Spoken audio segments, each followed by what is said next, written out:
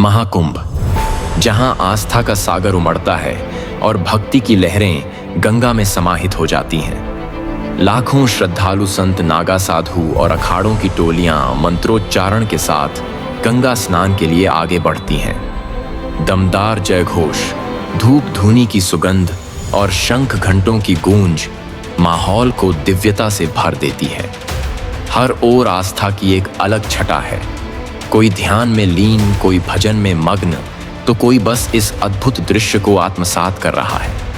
यह केवल एक मेला नहीं, यह है सनातन परंपरा का महासंगम, जहां अध्यात्म, संस्कृति और रोमांच एक साथ जीवंत हो उठते हैं। महाकुंभ सिर्फ एक धार्मिक आयोजन नहीं, बल्कि यह धरती पर इंसानों का सबसे बड़ा महासंगम है। हर 12 साल में होने वाले इस महायोग में करोड़ों श्रद्धालु एकत्रित होते हैं। एक दिन में ही यहाँ 5 करोड़ से ज्यादा लोग स्नान कर सकते हैं, जो कई छोटे देशों की पूरी आबादी से भी ज्यादा है। इस विशाल भीड़ का नजारा शब्दों में बयां करना मुश्किल है। दूर दूर से लोग पैदल, बसों, ट्रेनों और बैलगाड़ियों से यहाँ आते हैं। कई तो हफ्तों पहले ही पहुंच जाते हैं, ताकि शुभ स्नान के समय वे सबसे पहले गंगा में डुबकी लगा सके। कुछ श्रद्धालु अपने पूरे परिवार के साथ आते हैं, तो कुछ अकेले ही इस दिव्य यात्रा पर निकलते हैं। लेकिन इतनी भीड़ में हर कोई गंगा तक कैसे पहुंच पाता है? यह आसान नहीं होता। सड़कों पर लोगों का रेला उमड़ पड़ता है और कई बार घंटों तक जाम की स्थिति बन जाती है। बावजूद इसके आस्था इतनी प्रबल होती है कि लोग धैर्य रखते हैं और धीरे धीरे आगे बढ़ते रहते हैं। सरकार और प्रशासन को इस महासंगम की तैयारी में सालों लग जाते हैं। हजारों पुलिसकर्मी, वॉलंटियर्स और हेल्थ वर्कर्स भीड़ को संभालने और सुरक्षा बनाए रखने के लिए तैनात किए जाते हैं। इसके बावजूद कभी कभी भगदड़ या गुमशुदगी की घटनाएं भी सामने आती हैं। इतनी कठिनाइयों के बावजूद श्रद्धालुओं का जोश कम नहीं होता। उनके लिए यह कोई साधारण मेला नहीं, बल्कि जीवन का सबसे पवित्र अनुभव होता है। जैसे ही वे गंगा के पावन जल में डुबकी लगाते हैं, उनकी सारी थकान और कठिनाइयां जैसे पल भर में मिट जाती है। यही महाकुंभ की सच्ची महिमा है, जहां भीड़ के बीच भी हर व्यक्ति खुद को भगवान के सबसे करीब महसूस करता है। महाकुंभ का सबसे महत्वपूर्ण और पवित्र कर्म है गंगा स्नान। ऐसी मान्यता है कि इस दौरान गंगा में डुबकी लगाने से जन्मों के पाप धुल जाते हैं और मोक्ष की प्राप्ति होती है। यही कारण है कि हर उम्र के लोग, चाहे वे युवा हों या वृद्ध महिलाएं हों या साधु संत, इस अवसर को अपने जीवन का सबसे महत्वपूर्ण क्षण मानते हैं। लेकिन क्या सच में गंगा स्नान से पाप धुल जाते हैं, या यह सिर्फ आस्था की बात है? विज्ञान की दृष्टि से देखा जाए तो गंगा जल में कुछ ऐसे प्राकृतिक तत्व होते हैं जो इसे लंबे समय तक शुद्ध बनाए रखते हैं। लेकिन स्नान का असली रहस्य विज्ञान से भी आगे है। यह मानसिक और आध्यात्मिक शुद्धि का अनुभव है। जब कोई व्यक्ति श्रद्धा और विश्वास के साथ गंगा में स्नान करता है, तो उसे भीतर से एक अनोखी शांति का अनुभव होता है। यह केवल पानी में भीगने भर की बात नहीं, बल्कि आत्मा को शुद्ध करने की प्रक्रिया है। कई लोगों का मानना है कि स्नान के दौरान उन्हें एक नई ऊर्जा महसूस होती है। वर्षों से चली आ रही इस परंपरा को न केवल हिंदू धर्म में, बल्कि पूरी दुनिया के आध्यात्मिक विचारकों ने एक महत्वपूर्ण आत्मिक अनुष्ठान के रूप में स्वीकार किया है। इसलिए चाहे आप इसे विज्ञान कहें या आस्था, महाकुंभ में गंगा स्नान का अनुभव हर किसी के लिए अविस्मरणीय होता है। यह सिर्फ शरीर की सफाई नहीं, बल्कि मन, आत्मा और विचारों की शुद्धि का एक दिव्य अवसर है। महाकुंभ में साधु संतों का आना एक बड़ा आकर्षण होता है, खासकर नागा साधुओं का। ये नंगे बदन, भस्म लपेटे, लंबी जटाओं वाले साधु सालों तक हिमालय की गुफाओं में तपस्या करते हैं और सिर्फ कुंभ जैसे आयोजनों में ही बाहर आते हैं। इनका मानना है कि वे सांसारिक बंधनों से मुक्त हो चुके हैं, इसलिए कपड़ों की आवश्यकता नहीं। नागा साधुओं को लेकर कई रहस्यमयी मान्यताएं प्रचलित हैं। कहा जाता है कि वे कठोर तपस्या के कारण अलौकिक शक्तियां प्राप्त कर लेते हैं और अपने शरीर पर अद्भुत नियंत्रण रखते हैं। प्राचीन काल में ये धर्म रक्षा के लिए योद्धाओं की तरह प्रशिक्षित किए जाते थे और आज भी इनके हाथों में त्रिशूल और अन्य पारंपरिक शस्त्र देखे जा सकते हैं। इसके अलावा महाकुंभ में औघड़, अघोरी, वैष्णव और उदासीन संप्रदाय के संत भी आते हैं। कुछ तंत्र विद्या में निपुण होते हैं, तो कुछ भजन, कीर्तन और सेवा में लगे रहते हैं। इन साधुओं की उपस्थिति महाकुंभ को और अधिक रहस्यमयी और अलौकिक बना देती है, जहां श्रद्धालु इनके दर्शन मात्र से खुद को भाग्यशाली मानते हैं। महाकुंभ केवल साधु संतों और श्रद्धालुओं का संगम ही नहीं, बल्कि यह देवी देवताओं की मूर्तियों और पौराणिक कथाओं से भी जुड़ा है। हर कुंभ में भव्य मंदिर सजाए जाते हैं और कुछ भक्त अपने आराध्य की विशेष मूर्तियां साथ लेकर आते हैं। कुंभ का आयोजन समुद्र मंथन की कथा से जुड़ा है।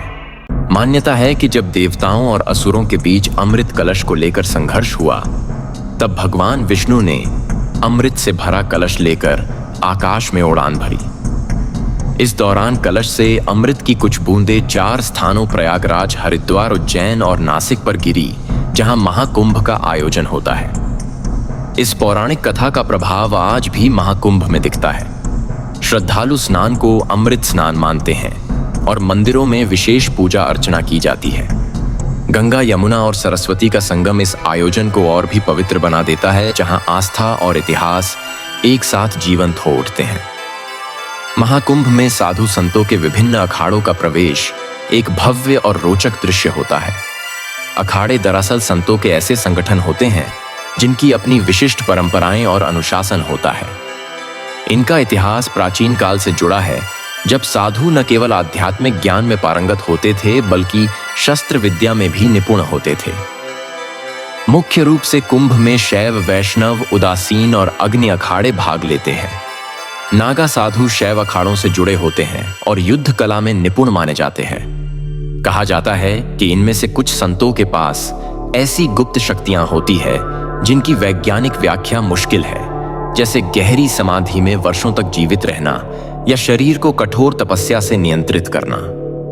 अखाड़ों की शोभा यात्रा महाकुंभ का सबसे भव्य आयोजन होता है, जिसमें हजारों साधु हाथों में शंख, त्रिशूल और ध्वज लिए आगे बढ़ते हैं। इस दौरान पूरे वातावरण में मंत्रों की गूंज, शंखनाद और भस्म लिपटे नागा साधुओं का उग्र स्वरूप एक दिव्य और रहस्यमयी माहौल बना देता है, जिसे देखने के लिए लाखों श्रद्धालु उमड़ पड़ते हैं।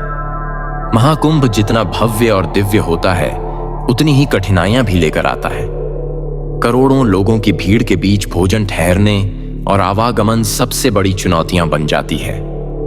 श्रद्धालु कई दिनों तक लंबी यात्राएं कर यहां पहुंचते हैं, लेकिन ठहरने के लिए सभी को जगह मिल जाए, यह संभव नहीं होता। प्रशासन टेंट सिटी तैयार करता है, जहां अस्थायी आवास बनाए जाते हैं, लेकिन भीड़ इतनी ज्यादा होती है कि लोग सड़कों और खुले मैदानों में भी रुकने को मजबूर हो जाते हैं।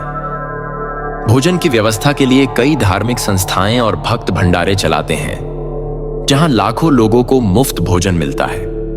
फिर भी भोजन और पानी के लिए लंबी कतारें लगती हैं और कई बार भीड़ भाड़ की वजह से चीजें जल्दी खत्म हो जाती हैं। सबसे बड़ी चुनौती होती है भीड़ को नियंत्रित करना। कुछ गलियों और रास्तों में इतनी भीड़ हो जाती है कि लोगों को घंटों तक एक ही जगह खड़े रहना पड़ता है। भगदड़ की घटनाओं का खतरा हमेशा बना रहता है, इसलिए प्रशासन को सुरक्षा के लिए विशेष इंतजाम करने पड़ते हैं। इन तमाम कठिनाइयों के बावजूद श्रद्धालुओं की आस्था इतनी प्रबल होती है कि वे हर मुश्किल को सहन कर लेते हैं। उनके लिए महाकुंभ में आना और गंगा स्नान करना जीवन का सबसे बड़ा सौभाग्य होता है। महाकुंभ दिन में जितना भव्य और भीड़ भाड़ वाला होता है, रात में उतना ही रहस्यमयी और अलौकिक महसूस होता है। जैसे ही सूरज ढलता है, पूरा मेला रोशनी की जगमगाहट और मंत्रों की गूंज से भर जाता है। गंगा किनारे हजारों दीपक जलाए जाते हैं, जिनकी झिलमिलाहट नदी की लहरों पर नाचती रहती है। चारों ओर अखाड़ों में चल रहे यज्ञ, हवन और साधुओं के भजन कीर्तन से माहौल और भी आध्यात्मिक बन जाता है। कुछ साधु गंगा किनारे गहन ध्यान लगाते हैं, तो कुछ अपनी रहस्यमयी साधनाओं में लीन हो जाते हैं। श्रद्धालु इस समय को बहुत खास मानते हैं। रात के समय गंगा में डुबकी लगाने का भी एक अलग ही महत्व होता है।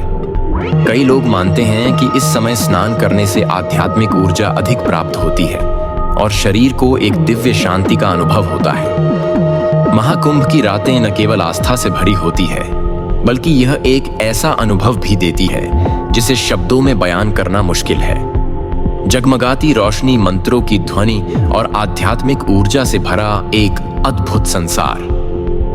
महाकुंभ सिर्फ भारत तक सीमित नहीं है, बल्कि यह एक वैश्विक आयोजन बन चुका है। हर कुंभ में हजारों विदेशी श्रद्धालु भी हिस्सा लेते हैं, जो अलग अलग देशों से यहाँ सनातन धर्म और भारतीय संस्कृति को अनुभव करने आते हैं। अमेरिका, रूस, जापान, ऑस्ट्रेलिया, यूरोप और अफ्रीका से आने वाले ये लोग गंगा स्नान, योग, ध्यान और साधु संतों के प्रवचनों में गहरी रुचि दिखाते हैं। कुछ विदेशी तो वर्षों तक भारत में रहकर साधु जीवन अपनाते हैं और अखाड़ों से जुड़ जाते हैं। इनमें से कई का कहना होता है कि महाकुंभ एक आध्यात्मिक जागृति की तरह है, जहां उन्हें शांति, आत्मचिंतन और एक नई ऊर्जा मिलती है। कई विदेशी श्रद्धालु भारतीय रीति रिवाजों से इतने प्रभावित हो जाते हैं कि वे वापस जाकर भी सनातन धर्म को अपनाने लगते हैं। इस आयोजन की वैश्विक महिमा इतनी बढ़ चुकी है कि अब कई विदेशी मीडिया चैनल और डॉक्यूमेंट्री निर्माता भी महाकुंभ को कवर करने आते हैं, जिससे इसकी दिव्यता पूरी दुनिया में फैले। महाकुंभ में जहां करोड़ों श्रद्धालु आस्था के संगम में डूबते हैं, वहीं चोरी, गुमशुदगी और रहस्यमयी घटनाओं की कहानियां भी सुनने को मिलती है। इतनी भीड़ में हर साल हजारों लोग अपने परिवार से बिछड़ जाते हैं। कई लोग घंटों तक अपनों को ढूंढते रहते हैं तो कुछ कभी वापस नहीं मिलते। पुराने जमाने में कुंभ में खोए हुए बच्चों और बिछड़े परिवारों की कहानियां इतनी आम थीं कि बॉलीवुड फिल्मों में भी इसे दिखाया गया है। हालांकि अब प्रशासन लाउडस्पीकर, अनाउंसमेंट, कंट्रोल रूम और हेल्प डेस्क के जरिए गुमशुदा लोगों को मिलाने की कोशिश करता है। इसके अलावा कुंभ में चोरी और जेबकटों की घटनाएं भी आम होती हैं। भीड़ का फायदा उठाकर कुछ असामाजिक तत्व यहां सक्रिय हो जाते हैं, जिससे पुलिस को काफी सतर्क रहना पड़ता है। लेकिन इन सब के बीच सबसे ज्यादा रहस्यमयी घटनाएं वे होती हैं जो अज्ञात और अनसुलझी बनी रहती है। कुछ लोग दावा करते हैं कि उन्होंने कुंभ में अलौकिक शक्तियों का अनुभव किया, तो कुछ कहते हैं कि यहाँ कुछ लोग गुम हो जाते हैं और फिर कभी नहीं मिलते। क्या यह भीड़ का असर है या महाकुंभ के पीछे कोई अदृश्य रहस्य छिपा है? ये आज भी एक सवाल बना हुआ है। महाकुंभ का समापन होते ही जो जगह कुछ दिन पहले करोड़ों श्रद्धालुओं से भरी होती थी, वह फिर से शांत हो जाती है। गंगा के घाट, जहां लाखों लोगों ने डुबकी लगाई थी, अब खाली नजर आते हैं। तंबू हट जाते हैं, अखाड़ों के संत अपने आश्रमों को लौट जाते हैं और श्रद्धालु अपने अपने घरों की ओर निकल पड़ते हैं। लेकिन जो यहां आते हैं वे सिर्फ यादें ही नहीं, बल्कि एक नई ऊर्जा और आध्यात्मिक अनुभव लेकर लौटते हैं। यह आयोजन केवल एक धार्मिक मेला नहीं, बल्कि जीवन को एक नई दृष्टि से देखने का मौका होता है। कुछ लोगों के लिए यह पापों से मुक्ति का अवसर होता है, तो कुछ के लिए आध्यात्मिक जागृति का। महाकुंभ खत्म हो सकता है, लेकिन इसकी गूंज हमेशा बनी रहती है। श्रद्धालुओं के मन में, संतों की साधना में और उस पवित्र नदी की लहरों में, जो हर 12 साल बाद फिर से करोड़ों आत्माओं को अपने में समाहित करने के लिए तैयार रहती है। वीडियो अच्छा लगे तो लाइक और सब्सक्राइब जरूर करें। सच्चे मन से कमेंट में महाकुंभ जरूर लिखें।